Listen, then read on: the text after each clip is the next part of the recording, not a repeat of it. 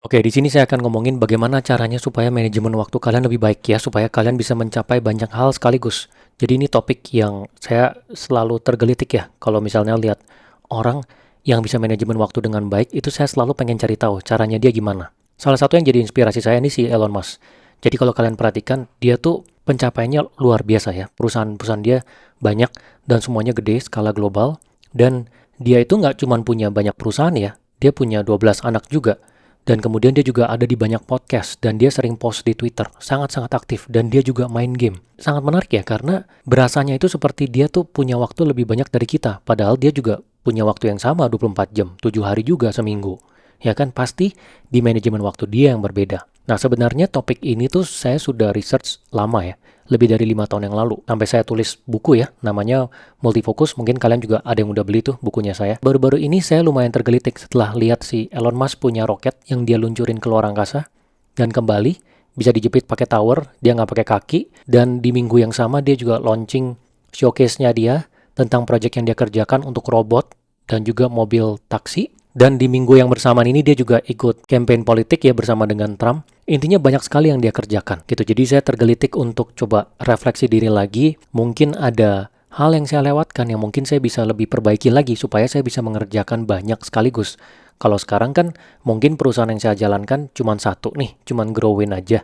Ya mungkin saya bisa jalankan 5 sekaligus kalau misalnya saya bisa mempraktekkan yang dia jalankan. Jadi ini adalah hasil pemikiran saya pribadi, kemudian hasil bacaan dari banyaknya artikel, ya terutama terkait cara kerja si Elon Musk, dan juga bacaan buku. Jadi ini hasil kompilasi ya, yang dimana saya akan langsung beritahu ke kalian step-step yang bisa kalian lakukan untuk coba diimplementasi. Karena ini sudah saya implementasi langsung sendiri, dan cukup baik ya impact-nya ke saya. Oh ya, sebelum saya mulai, bagi kalian yang belum subscribe, bisa subscribe ya di channel ini supaya nanti kalau ada video baru muncul di halaman home-nya kalian. Kemudian bagi kalian yang mau mulai bisnis atau punya bisnis ingin dibesarkan, nah kalian bisa coba cek aplikasi yang sedang saya bangun namanya Growin. Itu ada ribuan ilmu teknis bisnis, bisa konsultasi tertulis, template dokumen siap pakai, dan ada networking sesama pebisnis. Jadi yang pertama adalah biasakan untuk setiap pagi, ya sebelum kalian memulai kerja kalian, kalian tuliskan semuanya di atas kertas. Jadi, ambil satu kertas dan ambil pulpen dan tulis. Saya pernah coba untuk tulis di laptop, feel-nya beda. Jadi saya sampai sekarang masih menggunakan kertas ya, seperti ini kertasnya.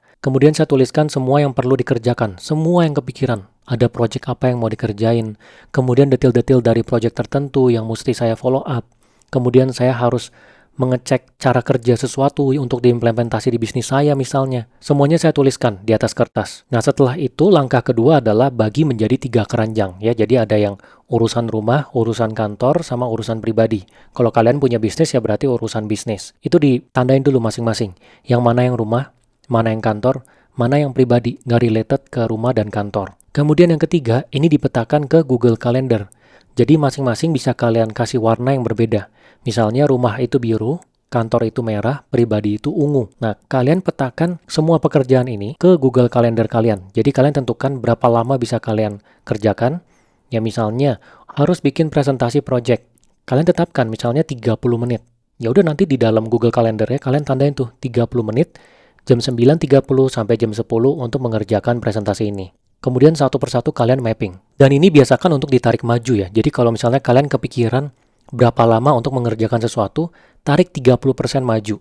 Ya kadang kita punya otak itu karena kita maunya di dalam comfort zone terus, kita ngambilnya angka amannya. Jadi misalnya presentasi project, kalian pikir kayaknya sejam nih baru kelar. Jadi 40 menit, itu bisa. Itu pasti kelar. Karena saya udah coba ya, seringkali seperti itu. Yang saya pikirkan memungkinkan itu ternyata bisa lebih cepat dari itu. Karena memang otak kita seperti itu, maunya di dalam comfort zone. Maunya yang nyaman-nyaman aja. Langkah selanjutnya yang keempat adalah mengikuti yang sudah kalian petakan. Jadi ini kalau di tekniknya Elon Musk namanya time blocking ya. Jadi di mapping ke Google Calendarnya. Jam berapa sampai jam berapa ngapain, jam berapa sampai jam berapa ngapain. Selanjutnya kalian tinggal ikutin itu. Jadi misalnya jam 9 sampai jam 9.30 harus mengerjakan presentasi project, ya kalian kerjakan itu. Tapi satu hal saja dalam satu waktu. Jadi ini kuncinya ya. Hanya kerjakan satu hal saja dalam satu waktu dan jangan terdistraksi. Karena banyak orang, dia ngerjain itu setiap 5 menit dia buka sosmed. Coba deh kalian perhatiin. Saya juga kayak gitu ya. Makanya setelah saya sadar dengan ini lebih bisa dikontrol. Walaupun memang susah. Ya makanya handphonenya harus dikunci, kasih passcode, taruh di tempat yang agak jauh. Karena tendensinya pada saat kita kerja, dengan attention span kita yang pendek, kita tuh nanti tiap 5 menit mau buka IG dulu, tiap 5 menit mau buka X dulu, atau buka TikTok dulu, atau buka YouTube dulu. Otaknya pengen seperti mau cari dopamin dari sosial media. Nah, itu kalian harus biasakan hanya kerjakan satu hal pada satu waktu. Ini termasuk sampai ngecek email ya. Kadang kita kalau misalnya kerja gitu suka sekali email itu dicek berkali-kali. Kalian coba deh, bagi kalian yang kerja ya, kalian pasti ceknya sering deh. Tiap sejam refresh.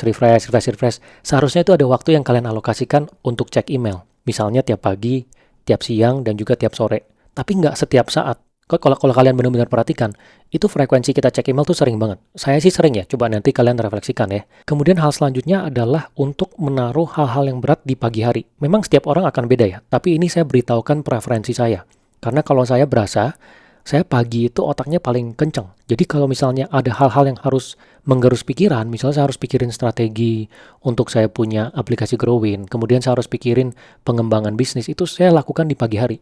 1 jam sampai 2 jam itu benar-benar saya alokasikan waktu itu. Karena otak saya itu berfungsi paling prima di pagi hari. Tapi tiap orang beda. Ya mungkin saja kalian di sini ada yang anak malam jam 8 sampai jam 10 itu otaknya baru kenceng. Yang penting kalian tahu aja gitu, nanti kalian taruh, kalian punya prioritasnya di mana. Tapi kalau saya, hal-hal yang sangat memberatkan otak itu saya geser di pagi. Nah kemudian tips selanjutnya itu adalah mengumpulkan segala sesuatu yang sama itu di waktu yang sama. Misalnya seperti email, kalian harus meng-email orang A, B, C. Itu kalian kumpulkan tuh pekerjaan itu. Jadi misalnya jam 11 sampai jam 11.30, lakukan semua emailnya. Telepon, WA, ya harus koordinasi dengan siapa. Itu lakukan di satu waktu yang sama, supaya lebih efisien. Kemudian tips selanjutnya adalah terkait dengan memproteksi waktu kamu. Jadi kamu harus memperlakukan waktu kamu ini sebagai uang. Setiap waktu yang kamu habiskan untuk diri kamu itu adalah uang yang kamu habiskan. Jadi kalau misalnya ada orang yang minta waktu kamu, dia minta untuk telepon kamu 1 jam, atau ketemu kamu 1 jam di kafe, di luar, nongkrong-nongkrong. Kalau memang nggak ada tujuan yang jelas, yang produktif, kalian harus bisa tolak. Ya karena itu yang paling mengganggu. Apalagi kalau orang kantoran ya, siang pergi ke kafe bareng teman-teman, nyobain restoran baru, sore juga, itu yang paling mengganggu. Ya banyak orang yang kerjanya harus jadi lembur, karena memang dia nggak bisa manajemen waktu dengan baik. Waktu siang sama waktu sorenya tuh dia banyak yang kayak begituan tuh. Dia keluar, nyobain restoran baru sama teman-temannya, baliknya 2 jam kemudian. Kemudian sore juga dia nongkrong di kafe 1 jam setengah, cuman ngobrol-ngobrol aja. Sesekali masih oke, tapi kalau benar-benar terus-terusan, itu akan menggerus waktu utama kalian. Jadi di sini saya tekankan lagi ya, ini preferensi orang. Kalau misalnya kalian suka dengan lifestyle yang seperti itu ya nggak masalah. Tapi kalau kalian mengejar untuk mencapai banyak hal sekaligus, maka ini menjadi penting sekali ya. Kalian harus bisa menolak segala sesuatu yang tidak sesuai dengan targetnya kalian. Nah, kemudian insight terakhir ini adalah terkait dengan rutinitas. Segala sesuatu yang memang bisa dijadikan rutinitas, tanpa kalian mikir lagi, jadikanlah rutinitas. Misalnya, kalian mau olahraga, baca buku setiap hari, meditasi, nonton podcast. Itu kalau kalian catat, itu nggak efisien, karena itu kan setiap hari pasti ada. Harusnya kalian jadikan rutinitas.